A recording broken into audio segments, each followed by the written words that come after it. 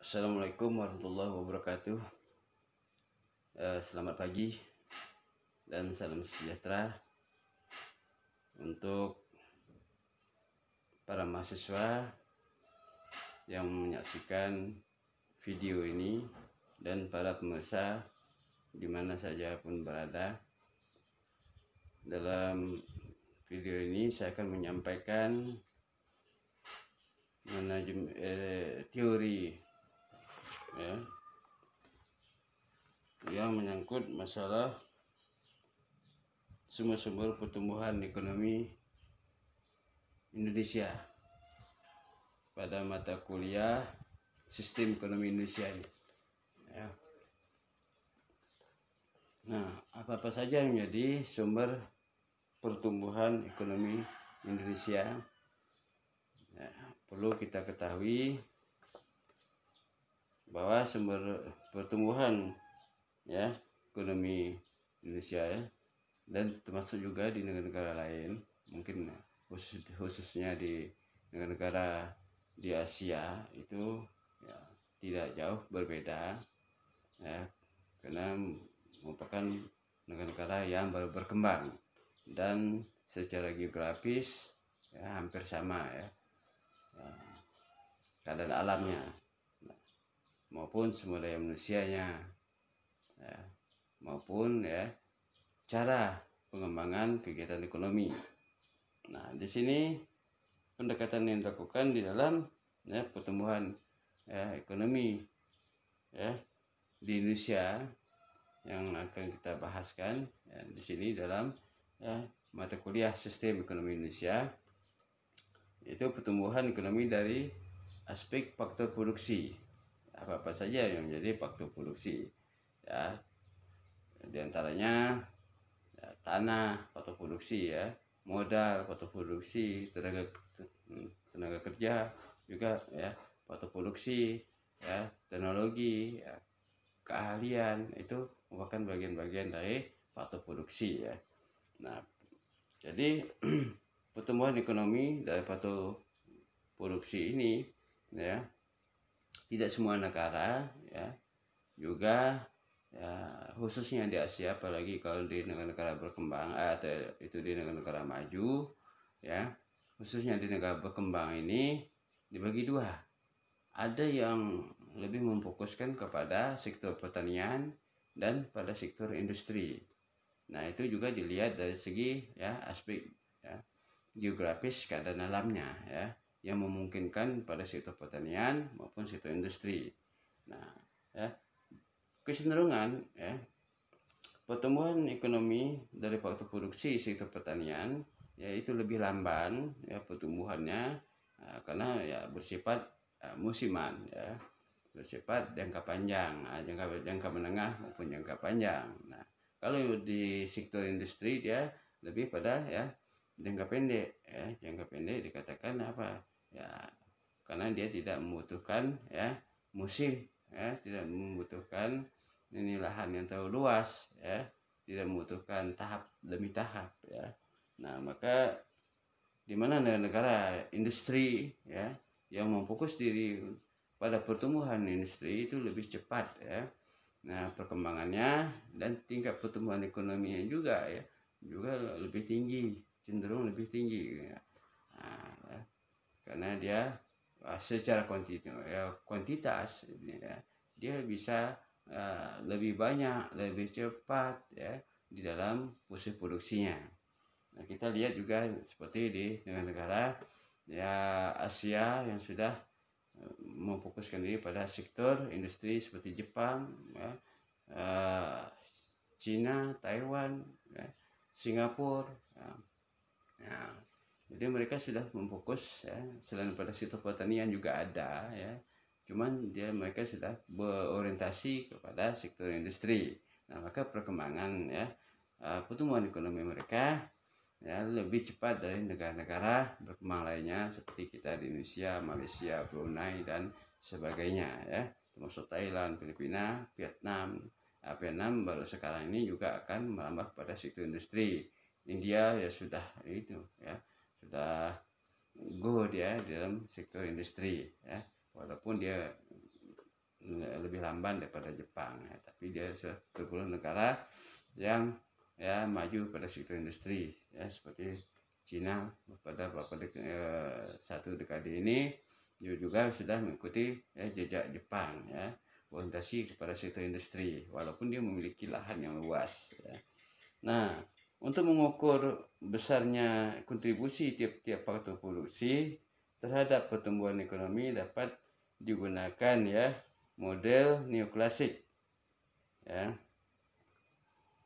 Nah, model itu ada rumus ya, nanti saya sampaikan pada pertemuan ya, tatap muka ya, langsung pada Anda sebagai mahasiswa yang mengambil mata kuliah sistem ekonomi Indonesia ini ya, pada ya kelas yang saya ampu ya. Nanti ya, karena lebih mudah kalau disampaikan secara langsung. Nah, kemudian selanjutnya, untuk mengetahui besarnya kontribusi tiap-tiap faktor produksi terhadap pertumbuhan ekonomi Indonesia, ya, model tersebut yang dimaksud digunakan dengan beberapa perubahan ya. Nah, nanti juga akan saya sampaikan ya perubahannya, modelnya ya. Kemudian ya, kita tadi mengenal juga faktor produksi tenaga kerja ya, itu salah satunya ya, modal tenaga kerja ya, yang barusan saya sampaikan tadi.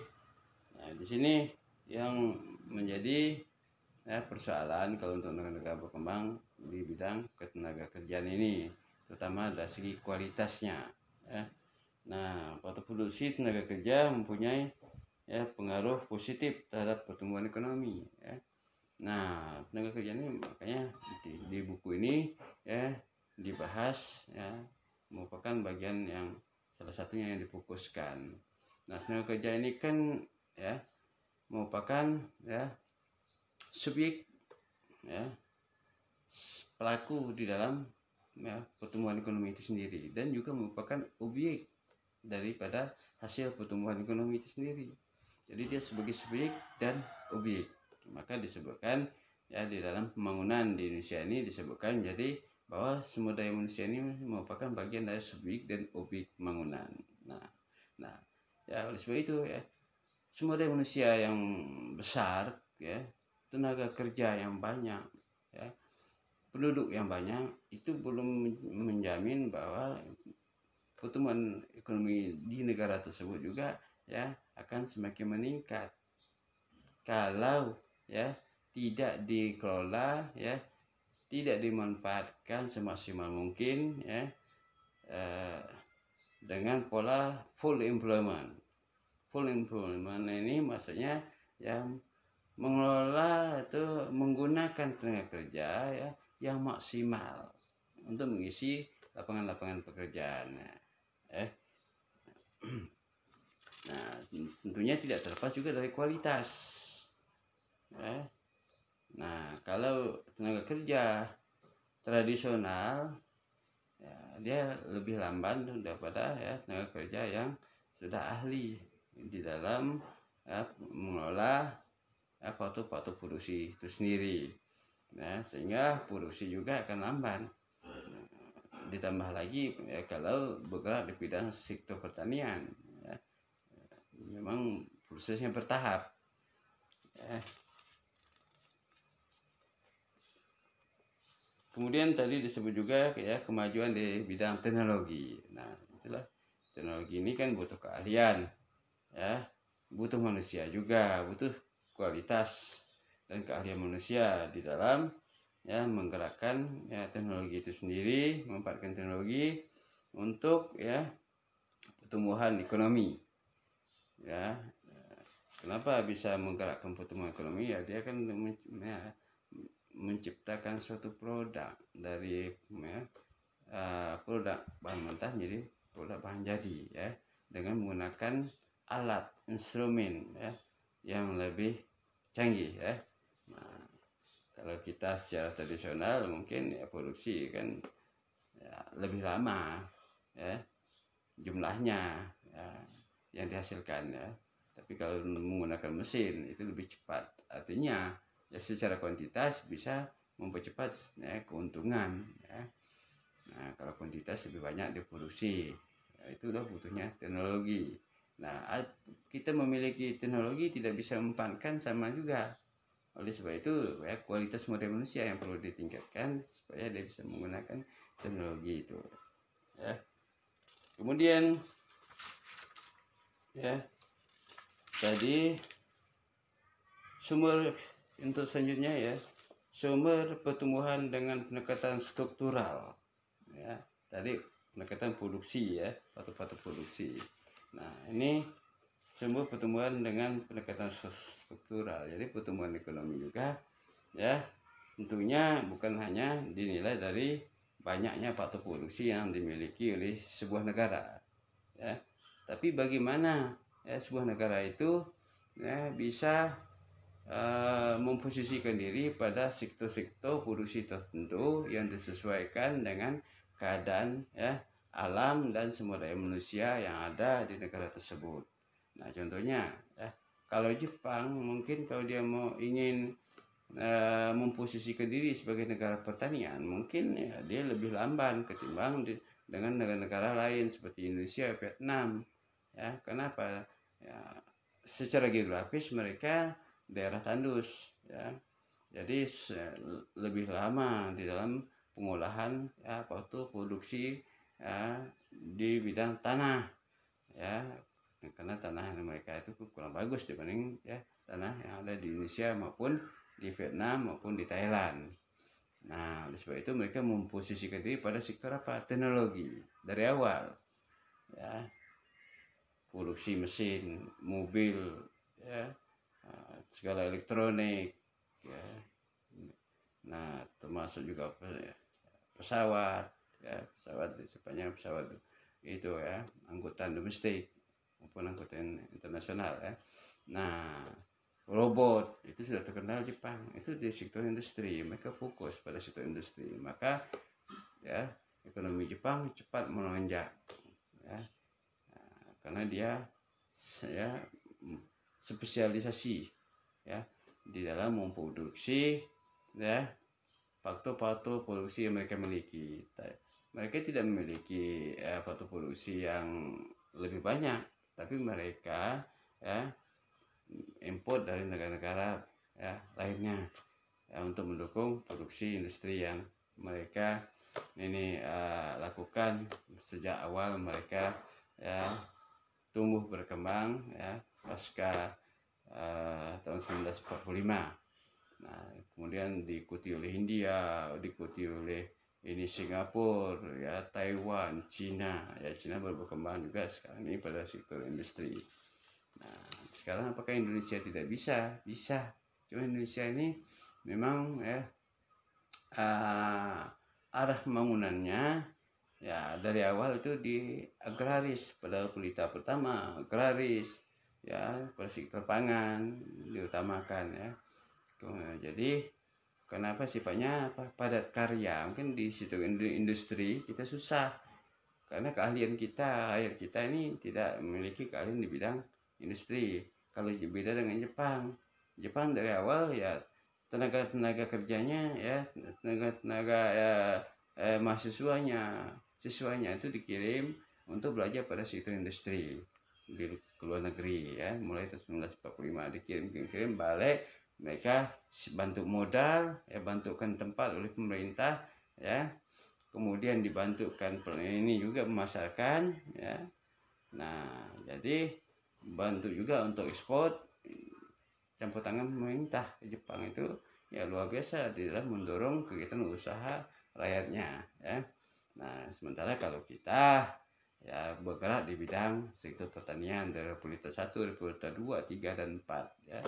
Nah, baru sekarang mungkin ya kita bermulai menjajaki kerjasama industri pada negara lain ya, sehingga ya kita untuk memproduksi mobil 100% sendiri saja belum bisa ya, masih kerjasama dengan negara-negara lain, negara tetangga industri lain termasuk kendaraan bermotor ya, roda 2 ya.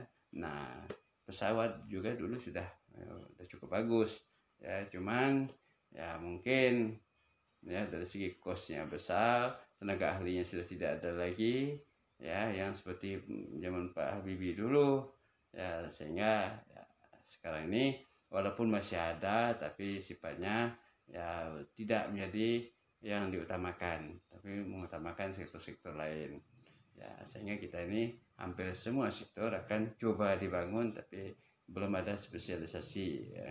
Nah, oleh sebab itu belum ada yang menonjol betul. Paling kita sifatnya sawit, perkebunan sawit, itu pun musiman ya, musiman. Mulai karet juga musiman, harganya naik. Kita lihat udah berapa tahun ini harga karet ya, anjlok ya, baru mulai naik. Sawit juga sempat anjlok pada titik terendah, baru mulai naik. Tidak untuk kemungkinan juga suatu saat juga sudah ada ya pengganti sawit yang sifatnya substitusi yang bersama di luar negeri. Nah, kita tidak bisa terpaku, jadi kita harus ada spesialisasi. Menurut teori Adam Smith itu ya, di dalam perdagangan internasional itu ya, sebuah negara ini harus ada spesialisasi yang diproduksi, tidak bisa semua. Walaupun yang tidak bisa diproduksi ya belum bisa dihasilkan sendiri baru itu import, tapi yang bisa dihasilkan sendiri jangan import, itu akan mematikan ya kegiatan usaha rakyatnya sendiri di dalam negeri. Nah, itu juga yang perlu diperhatikan oleh ya, pemerintah ya, dari dulu sampai sekarang itu perlu diperhatikan, perlu diproteksi ya. Jadi ada suatu spesialisasi itu menurut ya teori Adam Smith ya, tahun 1776 dalam bukunya yang terkenal The Wealth of Nation ya, dimana muridnya yang memperkuatkan teori itu ya, David Ricardo tahun 1778 ya, menyatakan juga bahwa suatu negara ya, boleh ya mengimport barang-barang lain ya, dari luar kalau memang harganya lebih murah dari dalam negeri. Itu tambahan dari ya David Ricardo ya, terhadap teori gurunya Adam Smith ya. Namun pada intinya ya, spesialisasi itu penting. Nah, itu yang dikatakan di sini ya, sumber pertumbuhan dengan pendekatan struktural. Struktural berarti ya struktur, ada ya beberapa produk ya yang terus menerus ya, untuk dikembangkan untuk mendukung daripada pertumbuhan ekonomi itu sendiri. Nah, kita tidak mengherankan Indonesia karena tidak ada ya produksi yang betul-betul ditunjukkan dalam jangka panjang, sehingga pertumbuhan ekonomi kita ya begini, turun naik, bahkan lebih banyak turun daripada naiknya ya. Memang untuk ke depan ya perlu adanya spesialisasi di bidang apa, misalnya macam Vietnam sudah memposisikan diri produksi pertanian. Nah, ya beras Vietnam ya, sektor pertanian Vietnam. Thailand juga demikian ya. Nah, Vietnam padahal baru merdeka ya. Nah, Indonesia juga bisa, banyak yang perlu dikembangkan, tapi ada yang paling strategis untuk dikembangkan sesuai dengan ya sumber daya alam yang tersedia untuk mendukung pertumbuhan ekonomi itu sendiri ya. Pertumbuhan itu dihasilkan dari mana? Dari PDB ya, produk domestik bruto, berarti kan yang dihasilkan oleh rakyat dalam negeri yang bisa diekspor.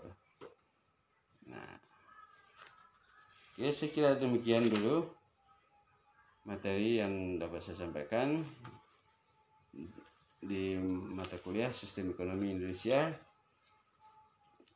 tentang sumber-sumber pertumbuhan ekonomi Indonesia.